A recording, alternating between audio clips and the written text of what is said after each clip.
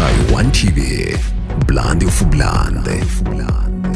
Na mpenzi mtazamaji wa Shy1 TV, ikiwa ni shamra za Mwenge wa Uhuru, hapa tunaendelea kuzungumza na watu ambao wamekusanyika katika mahali hapa, na imani kabisa tunasogea ili tuweze kuzungumza na waliokusanyika hapa. Lakini hapa moja kwa moja nafika kwenye meza ya waziri wa mambo ya ndani ambaye pia ni mheshimiwa mbunge wa jimbo la Shinyanga mjini, Mheshimiwa Patrobas Katambi. Mheshimiwa, heshima yako. Salama, habari? Salama, pole na kazi. Asante sana.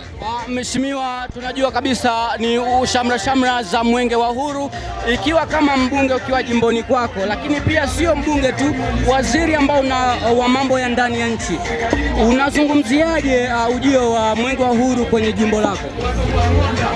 Ni jambo la faraja kwa sababu Mwenge wa Uhuru ni kielelezo cha amani, ni kielelezo cha upendo, ni kielelezo cha kuwafungamanisha Watanzania kuwa wamoja, lakini ikiwa na jukumu kubwa la kufanya tathmini ya miradi ya maendeleo ya wananchi, pamoja na kuangalia thamani ya fedha, viwango vya ujenzi wa miradi ya maendeleo, lakini pia inafanya tathmini ya hali ya usalama, masuala ya maambukizi ya virusi vya ukimwi, masuala ya lishe, masuala ya madawa ya kulevya, matumizi ya madawa ya kulevya, lakini pia vita dhidi ya rushwa na vita dhidi ya masuala yote yanayohusiana na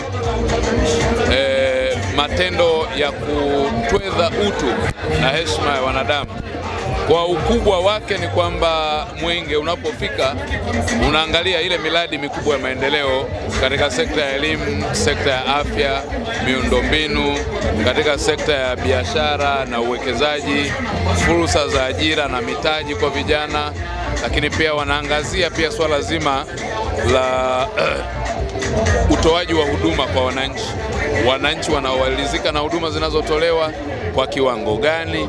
Je, miradi ambayo imetengenezwa kwa ajili ya kutoa huduma kwa wananchi inafanya kazi, na kama inafanya kazi kwa kiwango gani? Kwa hiyo kama kuna udhaifu au uzembe, ni sehemu yao ya kuweza kutoa maelekezo au kuona dosari, na pale ambapo hawaoni dosari ni aidha watakagua miradi ya maendeleo, kuweza kujiridhisha na kutembelea miradi ambayo ilipita kwenye miaka ya nyuma ya budget na kupitiwa na Mwenge wa Uhuru kama inaendelea kutoa huduma, lakini pia kwenye miradi mipya kuangalia kama imekwisha kuanza kutoa huduma kwa wananchi, na kama kutakuwa kuna dosari zozote ni sehemu yao pia kuweza kuzitoa.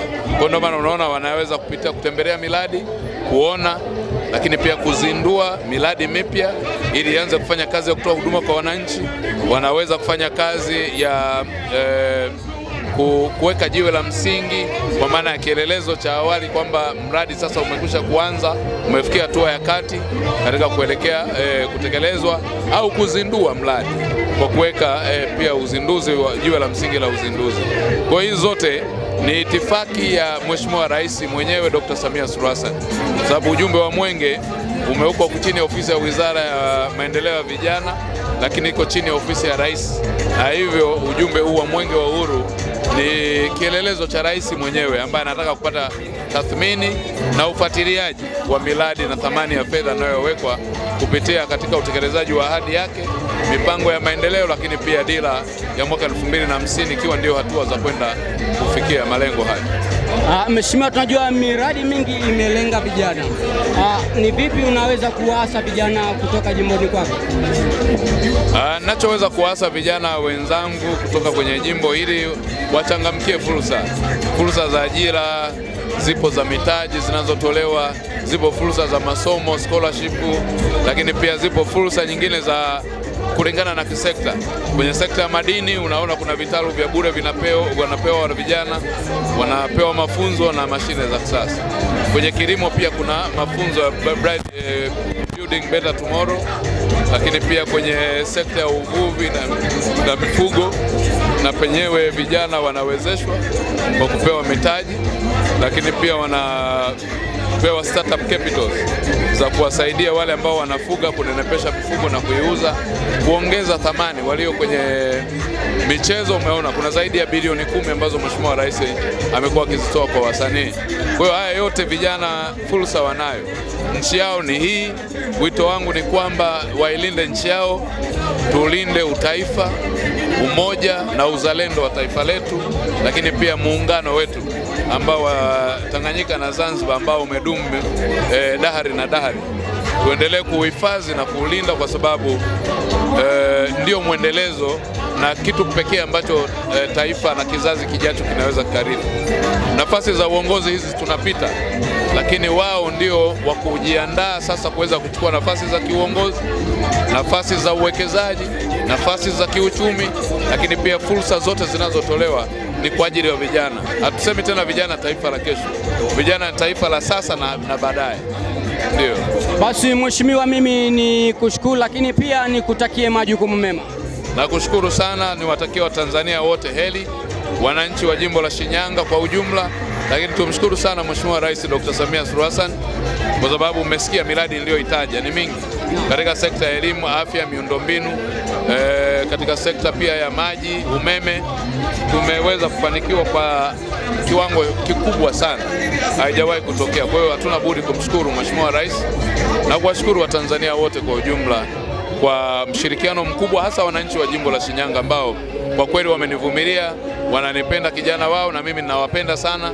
Nimewaahidi nitawatumikia kufa na kupona usiku na mchana, na ndio maana unaona leo tunakesha kwenye mwenge. Asante sana mheshimiwa.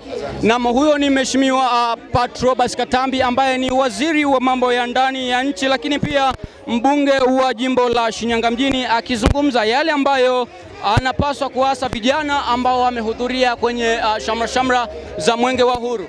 Mimi mwana Hussein behind the camera ni director Due kuhakikisha kila kitu kinaenda vizuri. Watanzania, fursa ni nyingi. Vijana wenzangu, fursa ni nyingi kama ambavyo amesema waziri wa mambo ya ndani ya nchi, lakini pia mbunge wa jimbo la Shinyanga mjini.